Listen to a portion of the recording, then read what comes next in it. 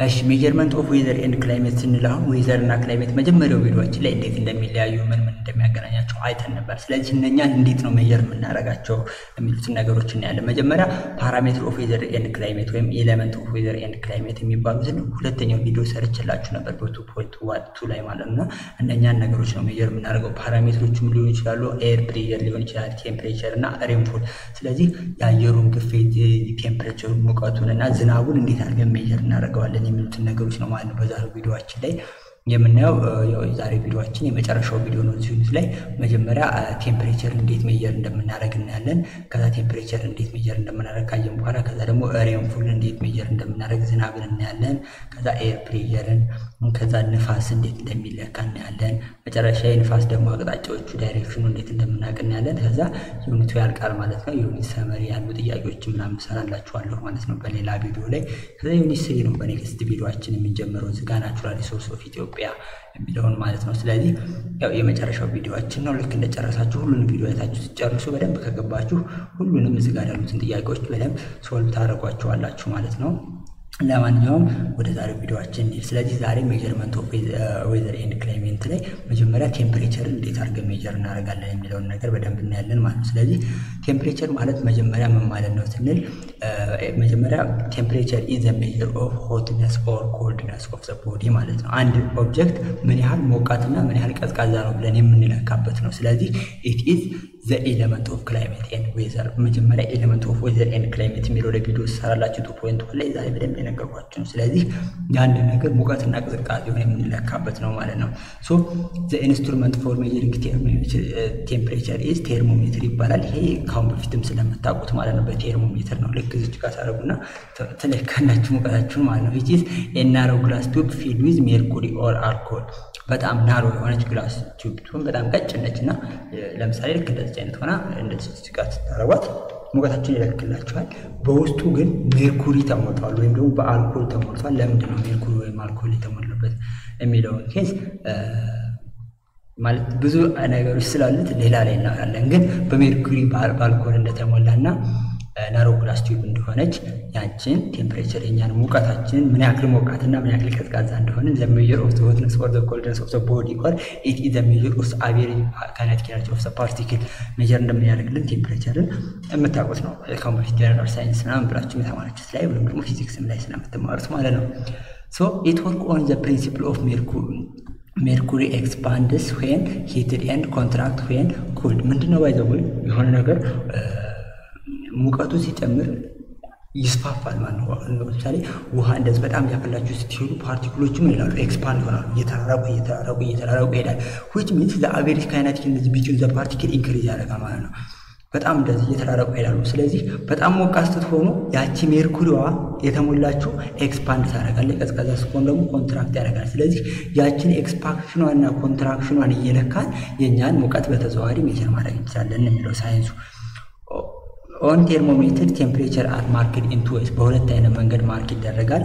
የመጀመሪያው በዲግሪ ፋራናይት ነው። የሁለተኛው ደግሞ በዲግሪ ሴንቲግሬድ ነው ማለት ነው። ስለዚህ ዲግሪ ፍሪዚንግ ፖይንታችን ቀዝቃዛ የሚለው 32 ዲግሪ ሴልሲየስ ነው። ቦይሊንግ ፖይንቱ ደግሞ 212 ነው። በዲግሪ ሴልሲየስ ደግሞ ፍሪዚንግ ፖይንቱ 0 ዲግሪ ሴልሲየስ ነው።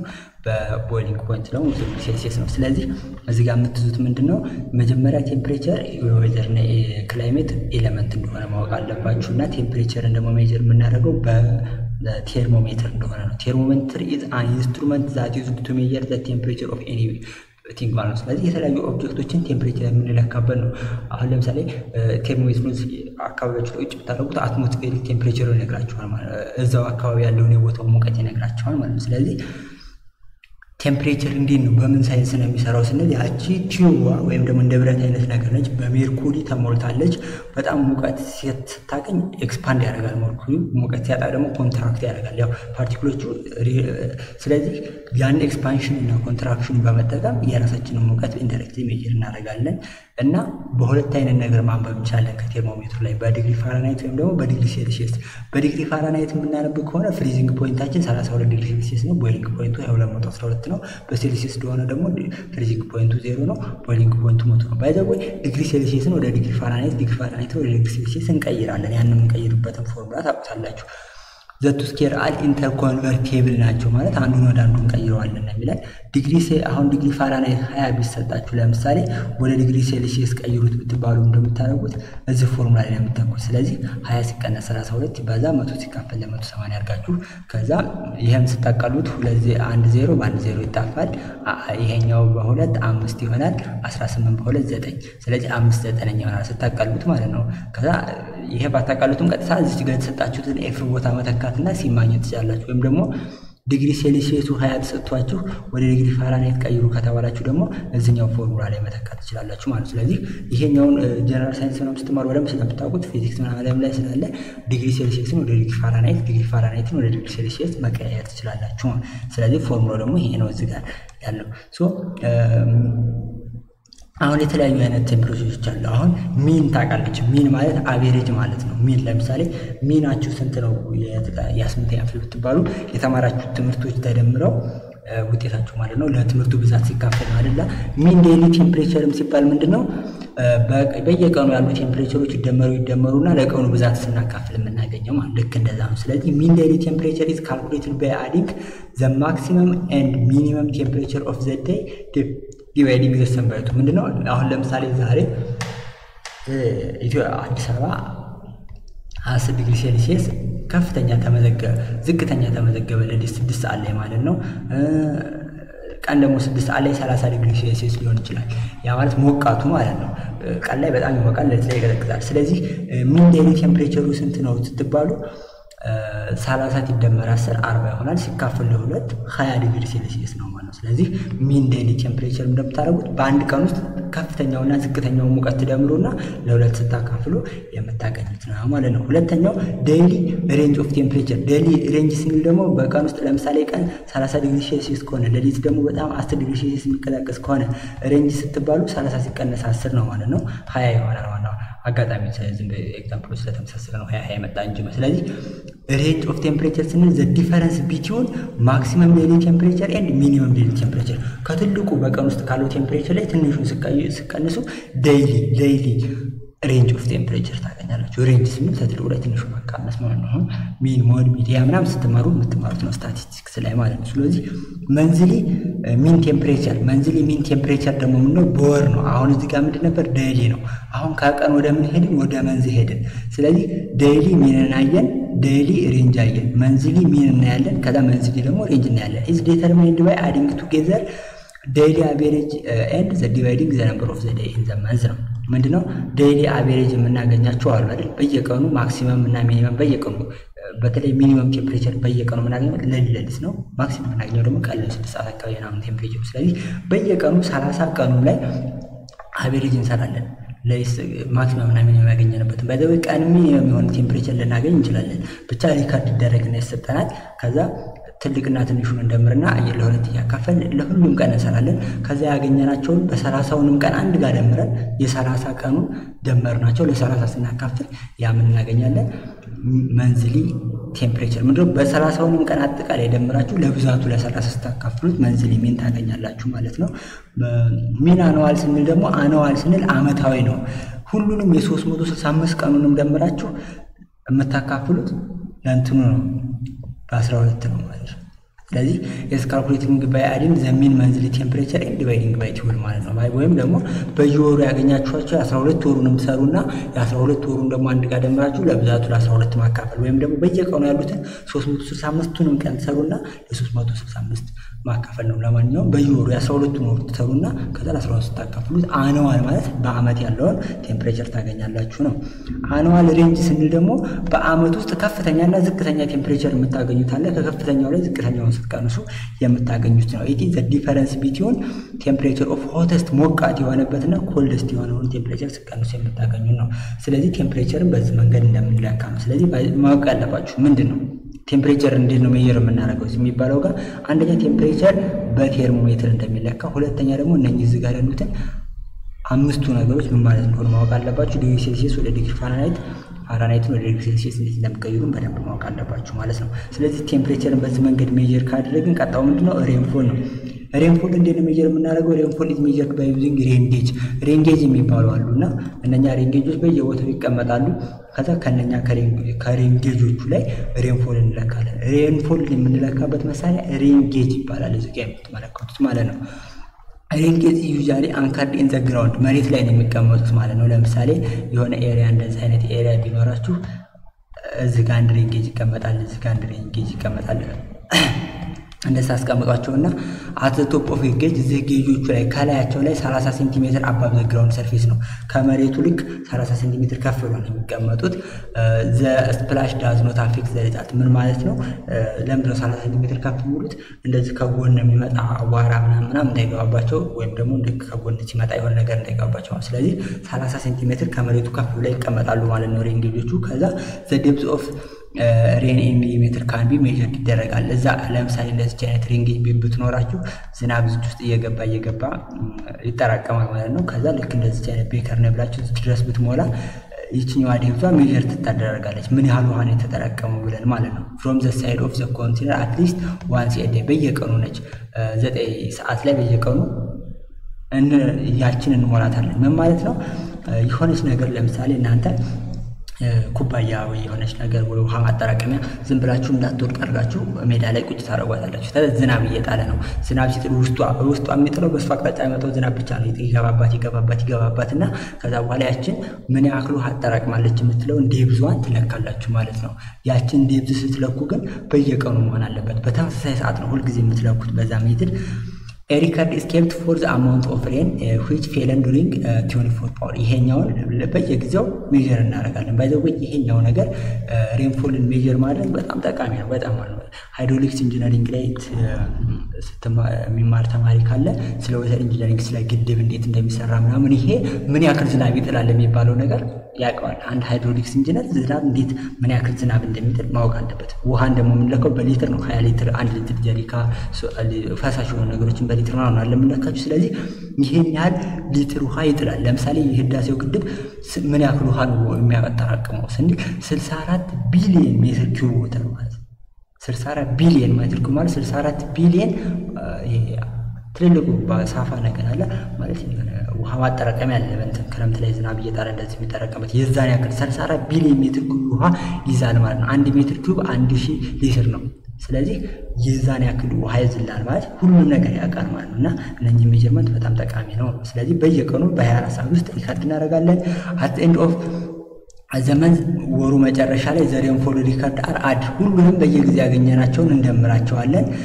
ዘ ቶታል አማውንት ኦፍ ሬንፎል በዛ ጊዜ እናገኛለን ማለት ነው። በየቀኑ ሪከርድ ካደረግን በኋላ ከ30 ቀን በኋላ ሁሉንም እንደምራቸውና ማለት ነው። ስለዚህ ሚን መንዝሊ ቴምፕሬቸር አለ፣ ቶታል አኑዋል ሬንፎል አለ፣ ከዛ መጨረሻ ላይ ሚን አኑዋል ሬንፎል አለ። ሚን መንዝሊ ስንል ሚን አቬሬጅ ነው። መንዝሊ ማለት በወር ያገኘናቸው ነው። ስለዚህ በሁሉም ባይ አዲንግ ዘ አማውንት ኦፍ ሬንፎል ዴይሊ በየቀኑ ያገኘናቸውን እንደምርና በነምበር ኦፍ ዴይ ወይም ደግሞ በ30 እንደናካፍላቸው። ለምሳሌ 30 ቀን ዝናቡ ከለካን በ30 ቀን ያገኘነውን ከዚች ጋር እንለካለን ማለት ነው። ዴፕዟን ማለት እንለካው ማለት ነው። ከዛ ያችን ዴፕዟን ከለካን በኋላ ለ30 ሁሉንም እንደምርና ለ30 ስናካፍላቸው ሚን መንዝ እናገኛለን። ቶታል አኑዋል ሬንፎል ደግሞ በአመቱ ሙሉ ያገኘነውን እንደ አጠቃላይ መደመር ነው። ቶታል ሲባል ሁሉንም ነገር ደምር ነው የምናደርገው። ሚን አኑዋል ስንባል ደግሞ ምንድነው? በአመቱ ሙሉ ያገኘነውን እንደምርና ለብዛቱ እናካፍለዋለን ማለት ነው አይደለ? ሚን ሲባል ምን ማለት ነው? አቬሬጅ ማለት ነው የምታውቁት ስትማሩ ማለት ነው። ስለዚህ it is calculated by adding annual amount of rainfall by 30 years dividing the sum of the number of the seasons ለምን ያክል ጊዜ እንትን እንዳልነው አድርገን እናካፍላለን። ለማንኛውም እዚህ ጋር የምታዩት ሬንፎልን ወይም ዝናብን የምንለካበት ዋናው አይዲያ ምንድነው? ለምሳሌ የሆነች ነገር እንዴት እንደማሳያችሁ አላውቅም። ወይ ለምሳሌ የሆነች ውሃ የምንጠጣባት ነገር አለች። ያችን ዝናብ በሚጥል ሰዓት ምን ታደርጋላችሁ? ሜዳ ላይ ወስዳችሁ ቁጭ ታደርጓታላችሁ። ግን ስታስቀምጡ ንፋስ ምናምን እንዳይገፋት ስፕላሽ ምናምን ይላል። እዚህ ጋር ይላል ቅድም የነገስ እንትን ስላችሁ ሌትስ ክሊር ኤንድ ሾርት ለምሳሌ ያችን ልክ ውሃ ለምሳሌ ብርጭቆ ነገር ሊሆን ይችላል ሜዳ ላይ ታስቀምጡታላችሁ። ዝናብ ሊጥል አካባቢ ማለት 24 ሰዓት ሙሉ ነው የምታስቀምጡት። ከዛ በኋላ ካስቀመጣችሁ በኋላ ምንድነው የምታደርጉት?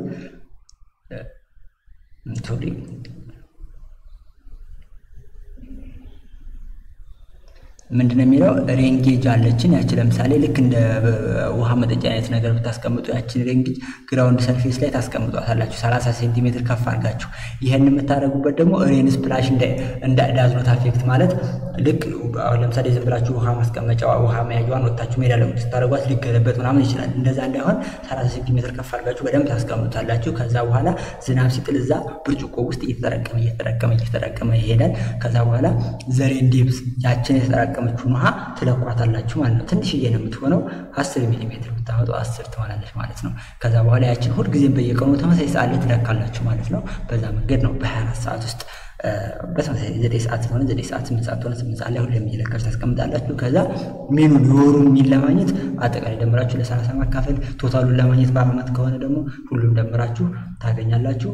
ሚንም ከሆነ እንደ አመትም ከሆነ ሁሉም ደምራችሁ ለብዛት ታካፍሉት ሚን አሁን አቬሬጅ ምናምን መስራት ለእናንተ ቀላል ስለሆነ በዚህ መንገድ ሜጀር ማድረግ ትችላላችሁ። this is idea ሜጀሪንግ ኤር ፕሬሸር ነው። መጨረሻ ላይ የአየር ግፊትን እንዴት ነው ሜጀር የምናደርገው? ባይ ዘ ወይ ፕሬሸር ካሁን በፊት እንደነገርኳችሁ የሆነ እቃ ለምሳሌ ጀሪካ ስትሸከሙ በቂጡ በኩል ስትሸከሙት በጣም ይከብዳችኋል።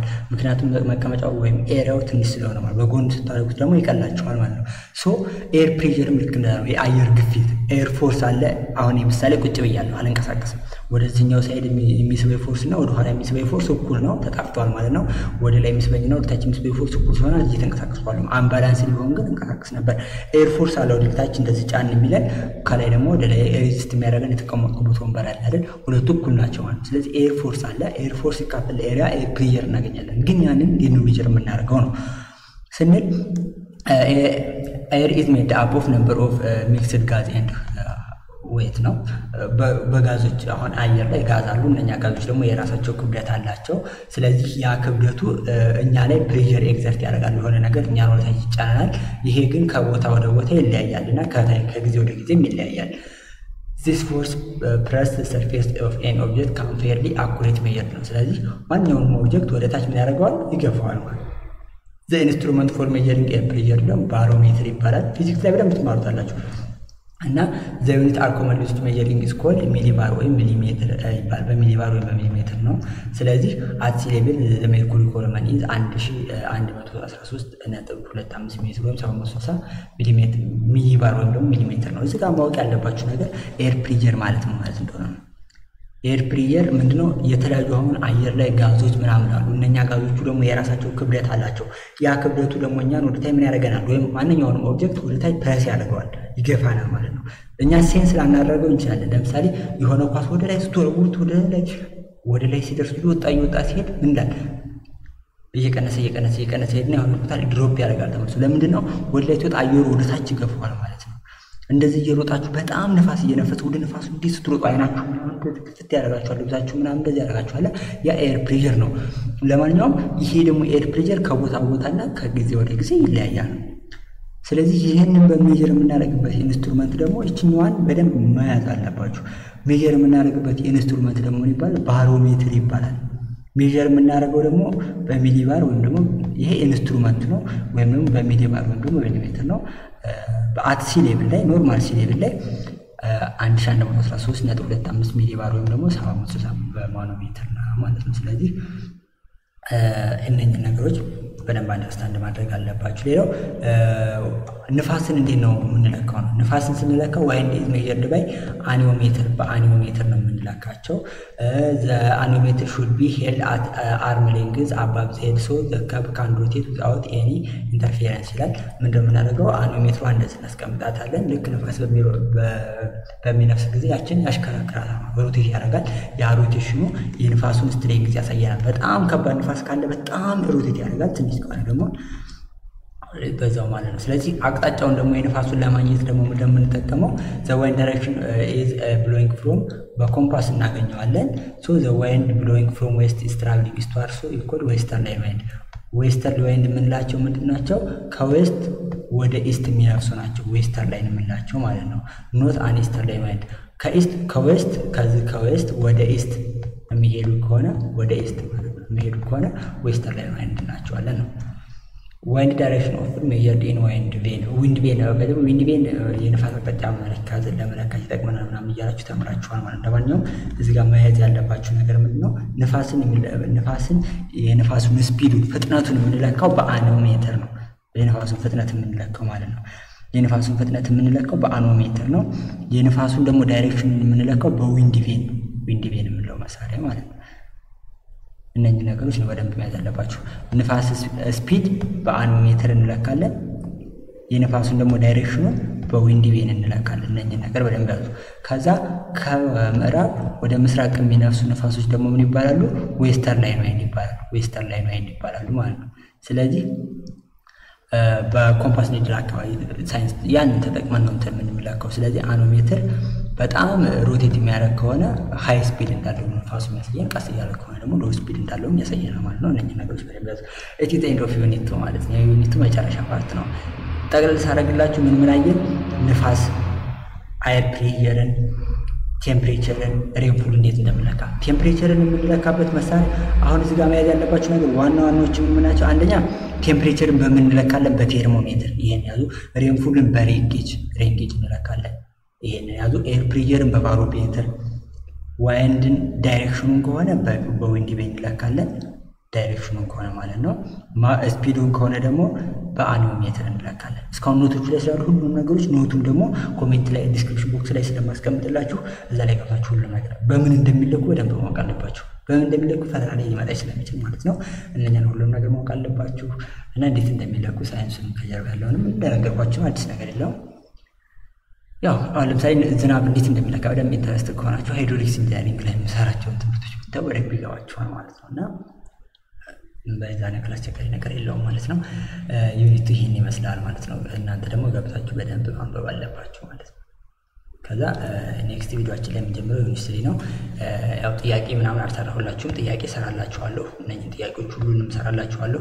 አሁን ቲዩቶሪያሉን ልጨርሰውና ከዛ ሁሉንም ቲዩቶሪያል ከጨረስኩ በኋላ ጥያቄዎችን መስራት ነው እንሰራላችሁ። ለዚህ ኔክስት ናቹራል ሪሶርስ ቤዝ ኦፍ ኢትዮጵያ፣ ኢትዮጵያ ውስጥ የሚገኙ የተፈጥሮ ሀብቶች። ናቹራል ሪሶርስ ማለት በተፈጥሮ የምናገኛቸው ሀብቶች፣ በተፈጥሮ ያገኘነው ምን አለ? አፈሩ፣ ወንዙ፣ ተራራው፣ ነዳጅ ሊሆን ይችላል ምናምን ነገር እነኛን ሁሉም እጽዋቶች፣ እንስሳቶች ምናምን እነኛ ነገሮች የምናይበት በጣም ቀላል ያለ ዩኒት ነው ማለት ነው። ናቹራል ሪሶርስ ኦፍ ኢትዮጵያ የሚለው ማለት ነው። ስለዚህ ኔክስት በናቹራል ሪሶርስ ኦፍ ኢትዮጵያ እንገናኛለን። ግን እስካሁን ድረስ ሰብስክራይብ ካላደረጋችሁ፣ ለጓደኞቻችሁ ሼር ካላደረጋችሁ ሰብስክራይብ አድርጉ፣ ለጓደኞቻችሁ ሼር አድርጓቸው። እንዲሁም ደግሞ ላይክ ያደረጋችሁ ሰብስክራይብ አድርጋችሁ ደወል ምልክቱን ስትጫኑ የተለያዩ ቪዲዮዎችን ስሰራ ኖቲፊኬሽን ምልክት ይገባላችኋል ማለት ነው። ኦንላይን ትምህርት መማር የሚፈልግ ተማሪ ካለ ከላይ ደውሎ ከኔ ጋር ኮንታክት ማድረግ ይችላል እና መማር ይችላል። የምትፈልጉትን ትምህርት ደስ ያላችሁን ልክ ለአካዳሚ ከሆነ ትምህርትም ሳይሆን የፈለጋችሁትን ትምህርት ኦንላይን ቢዝነስ እንዴት እንደምትሰሩ ይችላል። ደስ ያላችሁን ነገር መማር ትችላላችሁ። በእናንተ ምርጫ በፈለጋችሁት ሰዓት ነው። ስለዚህ በፈለጋችሁት ሰዓት ማታ ሊሆን ይችላል፣ ቀን ሊሆን ይችላል፣ ደስ ባላችሁ ሰዓት ላይ መማር ትችላላችሁ። ኦንላይን ስለሆነ ማለት ነው እና የዛሬ ቪዲዮአችን ይሄን ይመስላል። ኔክስት እንደነገርኳችሁ ናቹራል ሪሶርስ እንጀምራለን። እስከዛው መልካም ጊዜ ይሆንላችሁ።